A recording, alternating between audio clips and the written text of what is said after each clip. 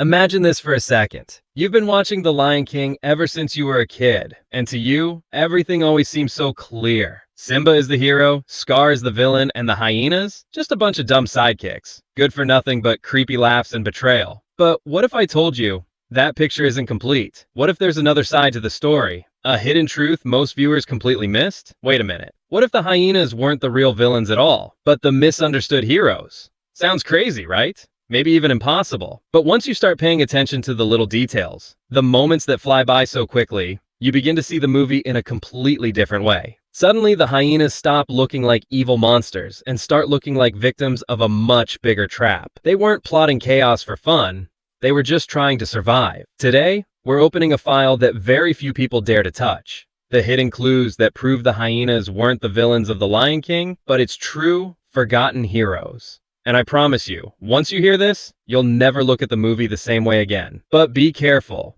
because what you're about to discover might just flip your childhood upside down. So let's start with the key question.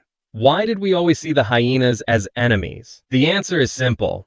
Because the story was told from the perspective of the winners. We saw everything through Simba's and Mufasa's eyes, never through the eyes of the hyenas. Every story carries its bias.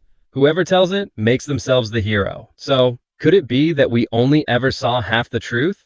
Let's take a closer look. At the beginning of the movie, the hyenas live in the elephant graveyard, a dark, barren wasteland, far away from the green, fertile Pride Lands. Why? Why were they pushed into a place so desolate while the lions enjoyed abundance and prosperity? That's no coincidence. It's a hidden clue. The kingdom was never truly fair. The lions monopolized the resources, while the hyenas were forced into exile. Isn't it only natural that they dream of something better? And here's the twist. If Mufasa was such a just and noble king, why didn't he care about the hyenas? Why didn't he welcome them into his so-called circle of life? Isn't it a contradiction? He spoke of balance and fairness, yet excluded an entire group, leaving them starving. Those eerie hyena laughs? They weren't just evil giggles. They were masks. Masks to cover pain, rejection, and hunger. Deep down, the hyenas knew they didn't belong, that no one in the kingdom respected their right to live with dignity. And here lies the first thread of the theory. The hyenas weren't chasing destruction, they were chasing justice. And the biggest proof of this? Their first meeting with Scar. Notice carefully, the hyenas didn't plan to overthrow the kingdom on their own.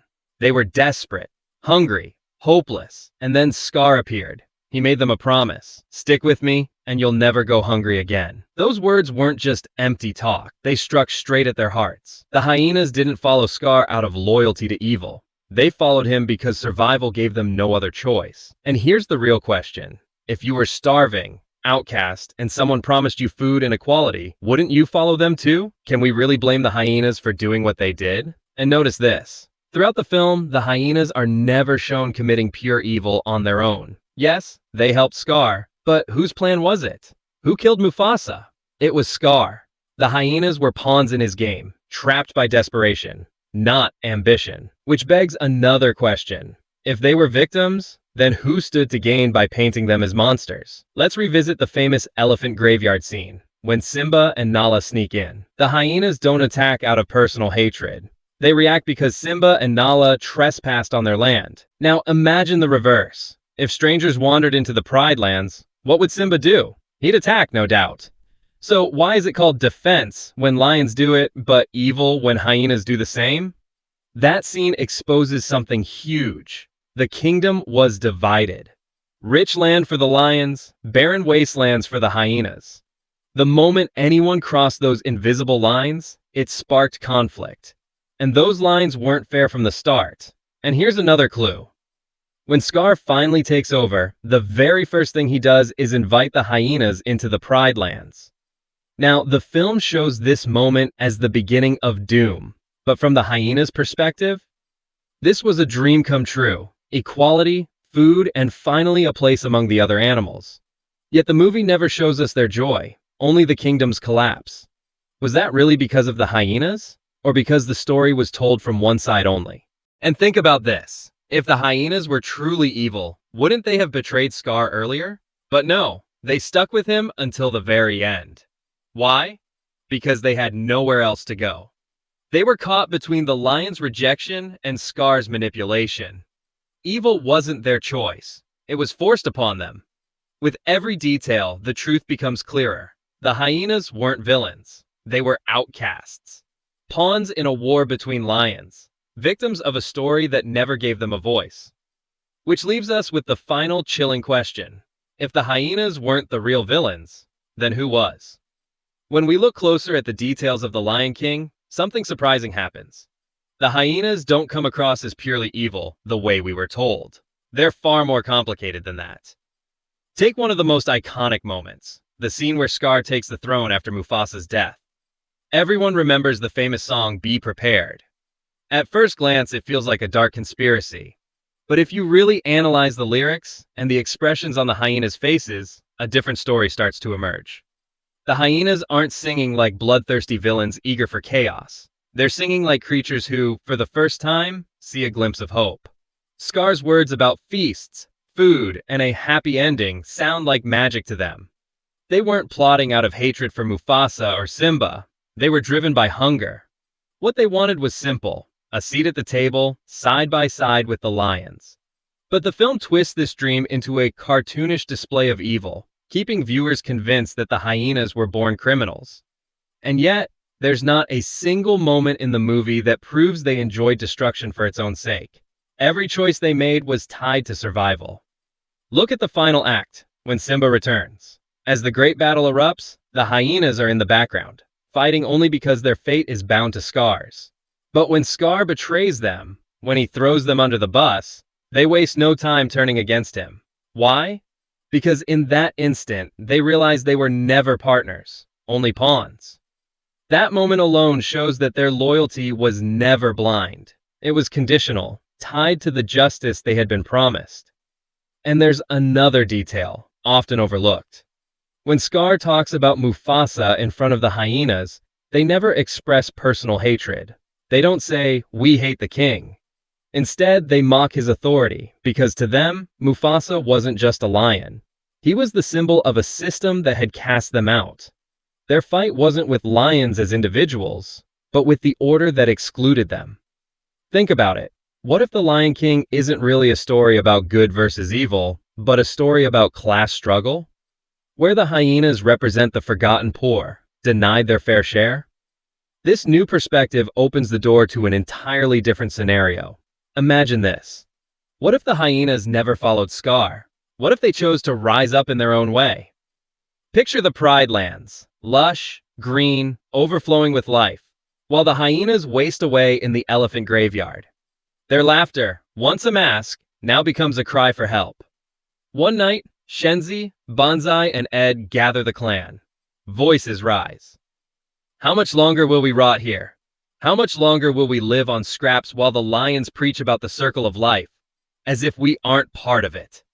This time, Scar isn't there to whisper promises. No schemes, no manipulation, just a decision born from within. They march to Pride Rock themselves.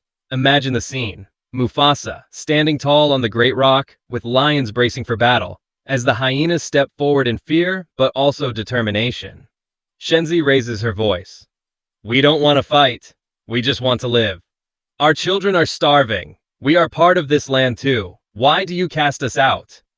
A heavy silence falls. Young Simba watches in confusion. Nala hides behind him. Mufasa hesitates. He knows their words carry truth. But in the end, he upholds the old system. You are a danger to the kingdom. You are not part of the circle. And that's the spark. The hyenas realize their voices alone aren't enough. They need power. And only then does Scar appear. Not as a savior, but as a manipulator who seizes the moment. See? You'll never have a place while he rules. But with me, you'll be equals. But in this alternate story, the hyenas don't fall blindly into his trap. They set their own terms. We won't fight for your crown. We'll fight only if you guarantee us our share. And so the tale shifts. When the infamous gorge scene unfolds, the hyenas aren't just tools in Scar's hands. They're conscious participants. Not because they crave Mufasa's death, but because they believe his reign means endless suffering for them. Now imagine it. Mufasa falls, Simba flees. The hyenas don't celebrate. They watch in silence, knowing a new responsibility has fallen on their shoulders. With Scar as king, they expect their promised equality. In the alternate timeline we've drawn, the hyenas are no longer silent followers. They've become a third force, fighting to claim their place in the kingdom.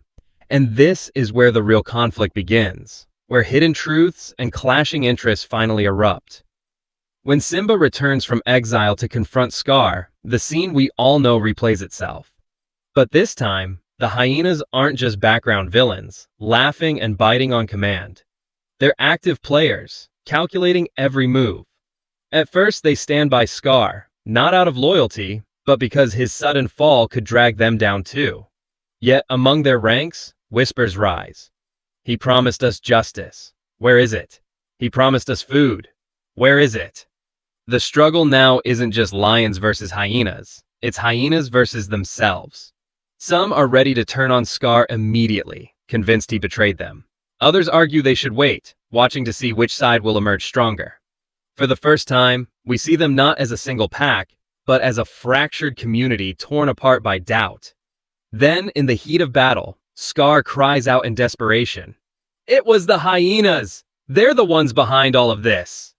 His words echo like fire through the air, and in that instant, the hyenas realize the truth. They were never partners. They were scapegoats. All along, they thought they were equals. In reality, they were nothing more than a shield for Scar's lies. That's when it happens. The twist. Their loyalty shatters. They turn on him, but not in the way you'd expect. They don't rush into Simba's arms. Instead, they raise their voices together. "We will bow to no king. Not Simba, not Scar. This kingdom is ours too." The lions are stunned. Simba, who returned to claim his father's throne, suddenly finds himself staring at a new enemy he never anticipated.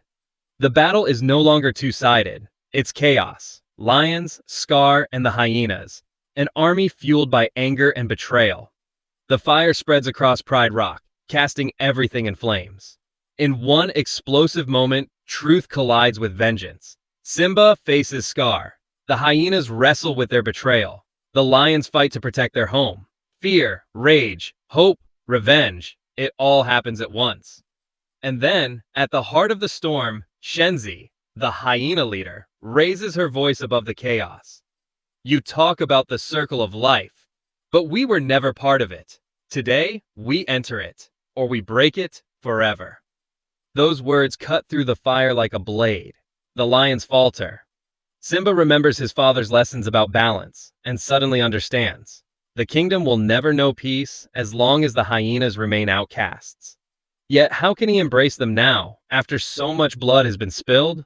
Meanwhile, Scar makes his final move. He tries to escape in the flames, but the hyenas surround him. In the original story, they tear him apart in a frenzy. But here, things are different. Scar doesn't beg, doesn't lie. He spits in their faces. "You fools! You've always been pawns, and you always will be." For a moment, the hyenas freeze. His words sting with a brutal truth. They were never heroes, never true partners, just pieces in someone else's game. That realization sparks their final decision. They end Scar's reign, not as an offering to Simba, but as a declaration to the world. They will never be used again. And then comes the final twist. With Scar gone, everyone expects the hyenas to kneel before Simba, the rightful king. But they don't. Instead, they vanish into the shadows, leaving the lions to face the kingdom scarred and burning. They don't fight. They don't cheer. They leave only a warning behind. We may never be kings, but we will never be slaves again. And so the conflict ends, but not the way we know it. Simba reclaims the throne, but the circle of life is forever changed. A wound has been carved deep into the heart of the Pride Lands. The hyenas are gone, but their presence lingers like a shadow. A reminder that if injustice continues, they will return. And maybe this is the heart of the theory. The hyenas were never the villains we thought. They were the kingdom's hidden truth, the side of the story buried under songs and laughter. Every scene they appear in can be read two ways: the victor's tale that paints them as monsters, or the oppressed voice of a people simply trying to survive. So now, one question remains. If the hyenas were the true underdogs of this story, what does that say about everyone else? Was Mufasa really the just king? Was Simba truly the hero who saved the Pride Lands? Or have we only ever heard one side of the story? Perhaps if The Lion King were told through the eyes of the hyenas, we'd get a completely different film. A story not of villains, but of outcasts who fought for justice and lost. Yet even in their defeat, their voices echo across the savannah. And that leaves us with one final question, one that might shape a whole new chapter.